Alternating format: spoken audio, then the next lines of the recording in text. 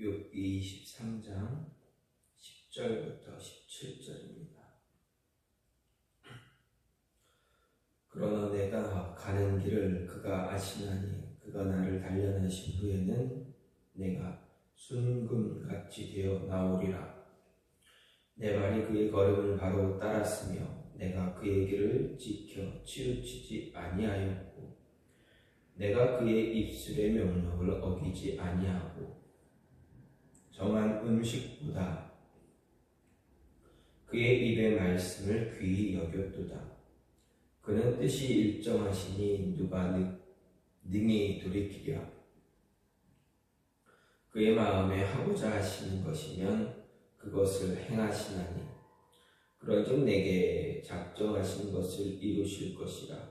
이런 일이 그에게 많이 있느니라. 그러므로 내가 그 앞에서 떨며 지각을 얻어 그를 두려워하리라. 하나님이 나의 마음을 약하게 하시며 전능자가 나를 두렵게 하셨나니 이는 내가 두려워하는 것이 어둠 때문이나 흑암이 내 얼굴을 가렸기 때문이 아니로다. 아멘. 오늘 말씀 욥기 23장 10절부터 17절 말씀입니다. 오늘 말씀은 엘리바스의 3차 변론에 대한 욥의 답변으로 자신의 무죄의 결백에 대한 결백에 대해서 다시 이야기하는과 동시에 하나님의 작정에 대한 두려움을 이렇게 드러내고 있는 모습을 볼 수가 있습니다. 앞에서 욥은 하나님을 만나 자기의 무죄를 변론하고자 하는 그런 마음이, 그런 소망이 간절했지만 하나님을 만날 수 없는 현실로 인해서 탄식하기도 했습니다. 하지만 욥은 이런 탄식 가운데서도 하나님은 자기의 모든 행위를 아시기 때문에 자기가 시련을 겪고 난 후에는 자신의 무죄함이 분명하게 드러날 것이다 라는 것을 그런 마음을 버리지 않습니다. 그리고 자신이 그러한 신념을 가지게 된 근거가 어디 있느냐? 과거 자신이 하나님의 말씀과 계명을 잘 바르게 지킨 것에서 시작되어진다라고 말합니다. 하지만 욥은 이런 신념에도 불구하고 두려움을 버릴 수가 없었습니다. 왜냐하면 자신의 고난을 하나님께서 마음에 작정하고 시행하고 있기 때문에 자신의 힘으로는 결코 막을 수 없다라는 것을 알고 있었기 때문입니다. 즉 욥은 하나님께서 자신의 무죄를 아시지만 그럼에도 불구하고 자신을 고난 가운데로 몰아넣기로 작정하셨다고 이해하고 자신은 그러한 하나님의 작정을 막을 수 없다라는 사실로 인해서 두려움에 빠져 있습니다. 따라서 오늘 말씀은 자신의 무죄에 대한 생각과 하나님께서 자기에게 알 수 없는 고난을 주신 것으로 인해서 고뇌하고 있는 자신의 심리 상태가 어느 곳에서보다도 잘 대비되고 있는 것을 볼 수가 있습니다. 이런 모습을 통해서 오늘 이러한 모습을 통해서 오늘 우리가 말씀을 통해서 생각할 수 있는 것은 하나님은 우리 인생의 모든 순간을 하나님의 선하신 섭리로 이끌어 가신다라는 것을 볼 수가 있습니다. 10절 말씀을 보면 욥은 내가 가는 길을 그가 아시나니 그가 나를 단련하신 후에는 내가 순금같이 되어 나오리라. 이렇게 이야기합니다. 이것은 그의 신앙 고백이라 할 수 있습니다. 욥은 스스로 하나님을 찾고자 했지만 찾을 수 없었습니다. 하나님 분명 자신의 곁에 역사하시지만 자신은 하느님을 발견할 수 없음을 탄식하고 있습니다. 정말 욥은 망망대해에 나침판도 없이 방향을 잃고 맴도는 그런 조각배와 같이 불안하고 막막하기 그지없는 그런 처지에 놓여 있다라는 것입니다. 하지만 그럼에도 욥은 자신의 인생의 진정한 주인이 누구인지, 그리고 그 인생의 바닷속에서 자기를 이끄시는 분이 누구인지 확실히 알고 있다라는 것입니다. 바로 하나님입니다. 따라서 그는 비록 이해할 수 없는 상황에 대한 안타까움과 슬픔과 원망의 감정을 가지고 있었지만 여전히 그가 말하기를 나의 가는 길을 그가 아신다라는 이런 고백을 하고 있습니다. 이것은 1차적으로 하나님께서 자신의 무대함을 알고 계신다라는 그런 고백입니다. 하지만 하나님께서 자기의 마지막을 결국을 하나님께서 정하셨고 하나님이 자기를 선한 길로 인도하실 것이다 라는 그런 고백이기도 합니다. 즉 욥은 하나님을 발견할 수 없고 이해할 수 없는 그때에도 여전히 하나님께서 자기 삶을 가장 좋은 곳으로 인도하실 것이다 라는 믿음을 가지고 있다라는 것입니다. 그렇게 그는 계속해서 그가 나를 단련하신 후에 내가 순금같이 나오리라 이렇게 고백할 수가 있었습니다. 이 말도 1차적으로 자기의 무죄함이 드러나게 될 것이다 라는 고백인 동시에 시련이 끝나면 하나님이 자신을 다시 높이실 것이라는 그러한 고백인 것입니다. 우리도 욥과 같이 어떤 순간 어떤 상황에서도 하나님께서 우리의 길을 아시고 선한 길로 인도하심을 믿고 확신할 수 있어야 합니다. 오늘날 우리 역시 이 세상 살면서 욥이 경험한 것과 같은 심각한 정도는 아니라 할지라도 우리가 느끼기에는 깊은 수렁과 같은 고난에 처할 때가 종종 있습니다.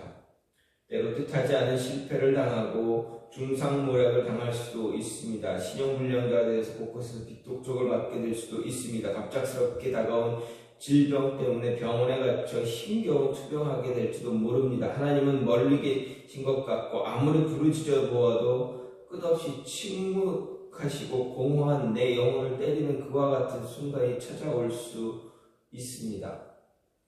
그러한 때라도 우리는 자신을 그런 상황에 이르게 하신 하나님의 섭리를 선하심과 하나님의 자기를 가장 좋은 길로 이끌고 계시다라는 것을 인정하고 고백할 수 있는 그런 믿음의 모습, 신앙의 모습이 있어야 한다라는 것입니다. 오늘 말씀에서 하나님께서 나의 가는 길을 아신다라는 이 말의 의미가 무엇이겠습니까? 바로 하나님은 내 안에 있는 길을 아신다라는 것입니다. 즉 하나님께서 우리를 아신다라는 것은 우리의 생각, 취향, 습성, 원하는 것, 계획까지 다 알고 계신다라는 그러한 말씀입니다. 하나님이 이런 지식의 근거에서 우리를 인도하는 분입니다. 특별히 하나님은 선한 분입니다. 그래서 그분은 우리를 악한 길로 인도하지 않습니다. 정상적인 아버지는 자녀를 멸망의 길로 인도하지 않습니다. 악한 부모라도 자녀를 바른 길로 가기를 원합니다. 그래서 지도합니다. 하물며 선하신 하나님께서 자신의 자녀인 우리를 악한 길, 멸망의 길로 인도하실 리가 전혀 없습니다.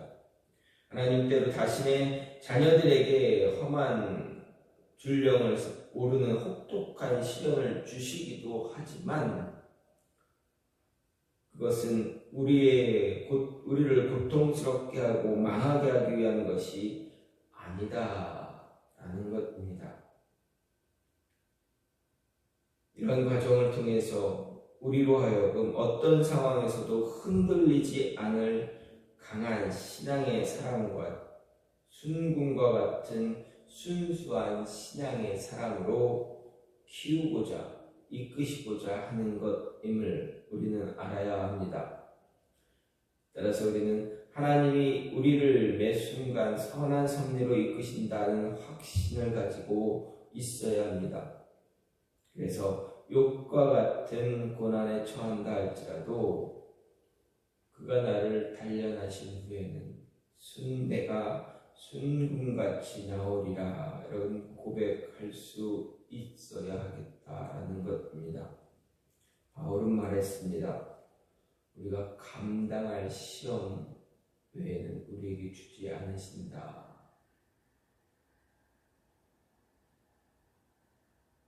우리가 힘들고 어려움에 빠지면 피할 길을 주시는 분이 하나님이다 라고 분명하게 이야기하고 있습니다.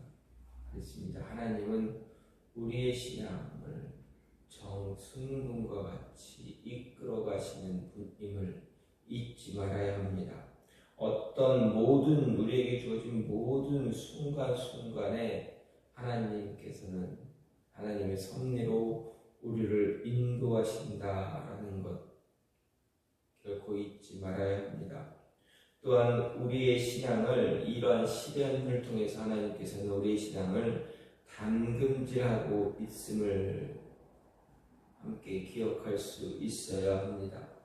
욥은 하나님께서 자기를 단련하신 후에는 자기가 순금같이 나올 것이다 라고 고백합니다.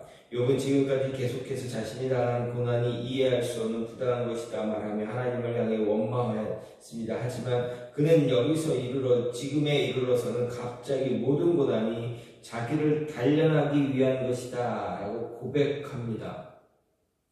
지금까지 원망, 불평 막 해댔지만 지금 이 순간에 욥은 무엇라고 고백합니까? 하나님의 단련이다. 나를 단련하기 위한 것이다. 말합니다. 이것은 욥이 극심한 고난에 처하여 정신적 공황에 빠져 하나님에 대한 신앙과 현실의 극심한 고난 가운데서 고민하고 번뇌하고 있다라는 것을 보여주는 단적인 증거가 됩니다. 그는 적어도 이 부분에서는 정말 칠흑 같은 어두운 고난의 상황에서도 하나님의 은혜와 사랑의 빛을 느끼고 있었다라는 것입니다. 비록 욥을 극심한 혼돈 가운데서 자기에게 고난을 허락하신 하나님의 섭리에 대한 완전한 이해 없이 이러한 고백을 했지만 그의 고난에는 분명 그의 신앙을 단련하시려는 하나님의 목적이 있었다라는 것입니다. 그리고 성도들에게 우리에게 까닭 없는 것으로 여겨지는 고난이 임하는 것도 같은 맥락에서 이해할 수가 있습니다. 하나님은 자신의 사랑하는 자녀를 시련의 불에 던져 그것을 통해 믿음을 단련시키십니다. 보다 높고 순수한 신앙 인격의 소유자로 만들어 가시는 분입니다. 금광에서 막 채취한 금덩어리는 많은 불순물이 그 안에 있습니다. 그래서 그 자체로는 가치가 없습니다. 뜨거운 불을 통해서 정련이 되어야만 순금으로 거듭나야만 진정한 그 가치를 인정받게 됩니다. 마찬가지로 우리 역시 마찬가지입니다. 시련의 물에 의해서 정련의 과정을 거쳐야만 순금같이 고귀한 성도로 거듭날 수가 있습니다. 처음 하나님의 부르심을 받을 때는 우리는 세상에 참 많이 오염된 상태입니다. 그래서 세상 사람들과 크게 다르지 않습니다. 우리 안에는 비록 보물이 있긴 하지만 그 가치를 인정받기가 어렵습니다. 우리가 정말 가치 있는 존재로 인정을 받기를 원한다면 우리에게 붙어있는 세속의 때를 다 제거해야 합니다. 그 세속의 때라는 것이 무엇입니까? 우리 안에 있는 보물과 얼마나 강하게 결속되어 있는지 일반적인 방법으로는 제거하기 어렵습니다. 그것은 오직 용광로와 같은 시련의 불을 통해서야만 제거될 수 있다. 우리에게 다가오는, 우리에게 있는 그 시련들, 우리가 버텨야만 하는, 인내해야만 하는 그러한 모든 것들을 다 통해서야만 그때는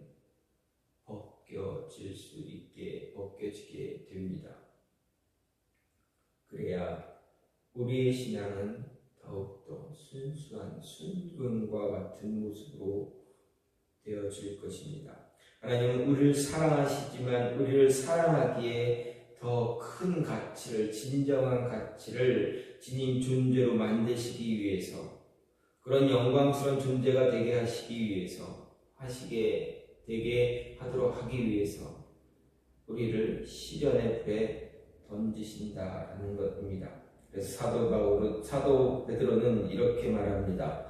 그러므로 너희가 이제 여러 가지 시험을 인하여 잠깐 근심하게 되지 않을 수 없으나 오히려 크게 기뻐하도다. 너희 믿음의 시련이 불로 연단하여도 없어질 금보다 더 귀하여 예수 그리스도에 나타나실 때 칭찬과 영광과 존귀를 얻게 하려 함이다 라고 베드로전서 1장 6절 7절에서 말합니다.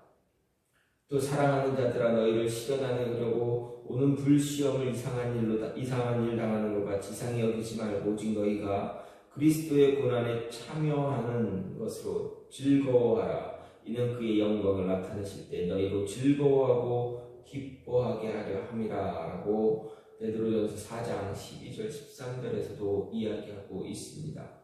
그렇습니다. 시련은 우리를 일시적으로 고통스럽게 하기도 하지만 우리의 영광을 위해 꼭 필요한 것이다 라는 것 잊지 마시기 바랍니다.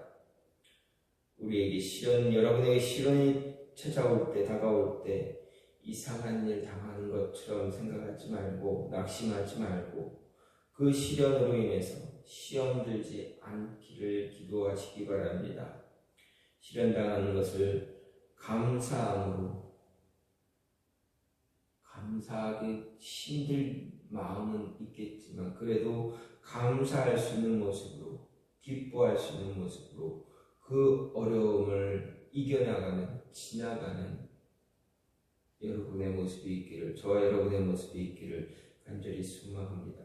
오늘 말씀을 보면, 오늘 말씀에서 욥은 자신의 시련이, 자신의 모습이 하나님의 시험이다, 자신을 더 정금같이 순금같이 단련시키기 위한 하나님의 의도가 있음을 고백합니다.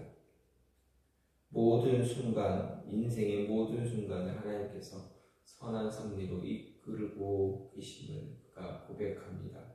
그리고 자신의 신앙을, 자신에게 다가온 그 시련이 자신의 신앙을 담금질하는 그러한 도구임을 고백합니다. 욥의 이 고백이 저와 여러분의 고백이 되어지길 간절히 소망합니다. 정말 이런 고백하기는 굉장히 어렵습니다. 힘이 듭니다. 그럼에도 불구하고 우리의 입술을 통해서 이러한 고백이